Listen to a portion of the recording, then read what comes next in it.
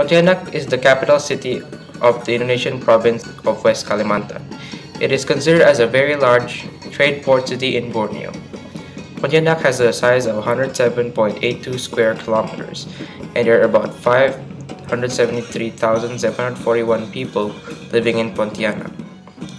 Singkawang, which can be known as San Kyujong, is a city in West Kalimantan that is located 145 kilometers from the capital city of Kalimantan, Pontianak.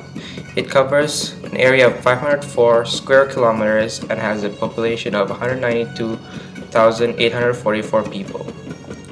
Monterado is a sub-district found in West Kalimantan. It is a rural area that is located close to Singkawang. In the past, the Chinese used to occupy this place to exploit gold deposits in this area by creating partnership with the local people.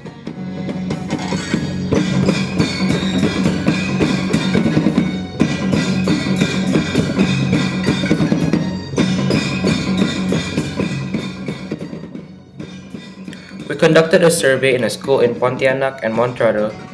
We asked them regarding the food that they ate in the last 2 days, and from the information, we calculated the average amount of fats, calories, and protein that the students consume per day. This table shows that the students of SMP Emmanuel in Pontianak consume much more fats compared to the students of SMP 1 Monterado. However, the amount of calories and protein that are consumed are really similar. When we compared the result from both schools to the recommended amount of calories, fats, and protein, we found out that the students from both schools lack calories and protein in their diet. Even so, the students of SMP Emmanuel consumes about 6 more grams of fat than the recommended amount, while the students of SMP 1 consumes about 40 less grams of fat than the recommended amount.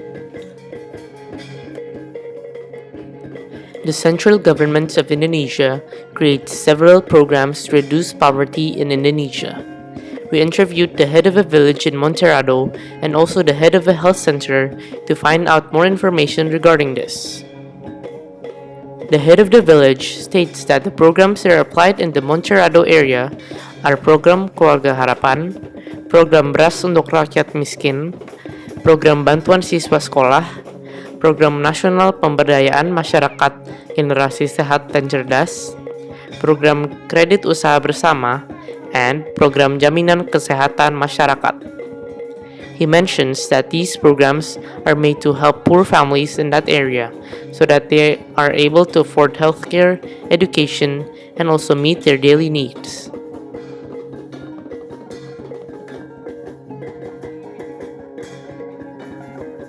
Based on the results of the survey we conducted in SMP Emmanuel in Pontianak and SMPN 1 Monterado in Monterado, we conclude that the students from both schools do not control their diet well. There are several factors that might cause this. The students from Pontianak might experience this because they do not really care about their intake of calories, protein, and fats, because usually they just eat whatever they like. This is so because the students from Pontianak are mainly people of the middle class due to the fact that they have good living condition. Pontianak is one of the major economic centers in Kalimantan, that the people that live in there will be moderately rich.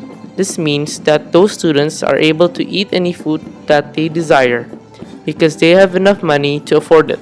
However, the circumstances of the people in Monterado are completely different.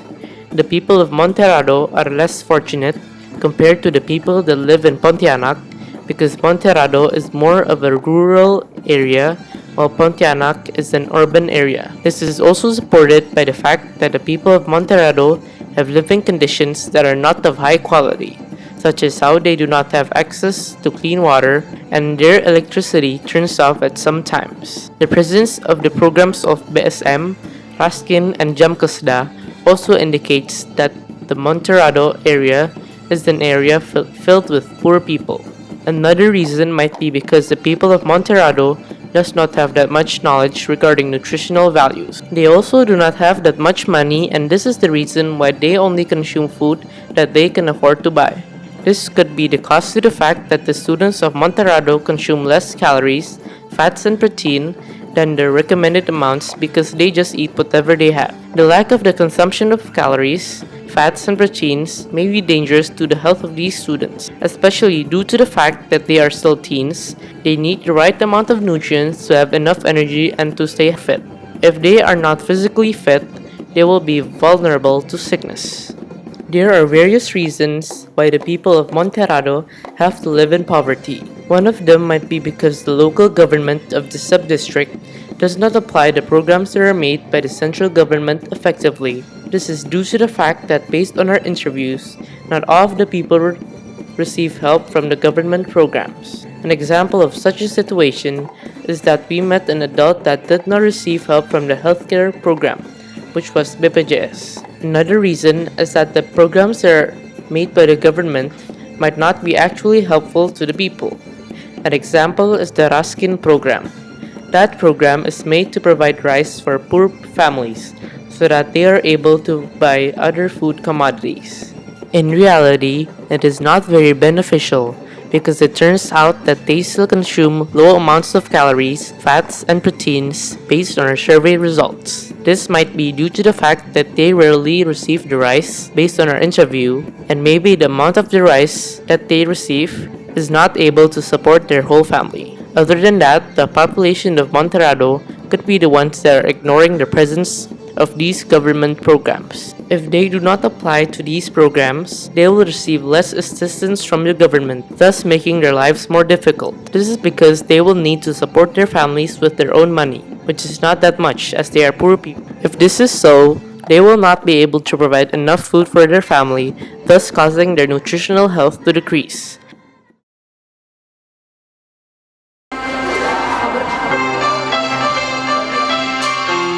Through this documentary video of poverty, we hope that the government of Indonesia will continue to eradicate poverty by creating more programs and also applying it effectively.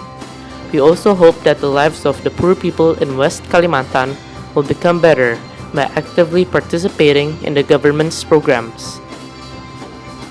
I can relate what I learned to the Bible verse of Proverbs 31 verse 8 to 9. Which says, "Speak up for those who cannot speak for themselves, for the rights of all who are destitute. Speak up and judge fairly. Defend the rights of the poor and needy." This verse tells us that even though we may live wonderful lives, we need to remember that there are other people who are in need.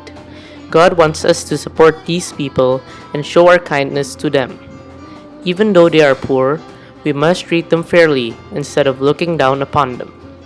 They are also created in God's image, and this is why we must treat them like we treat anybody else.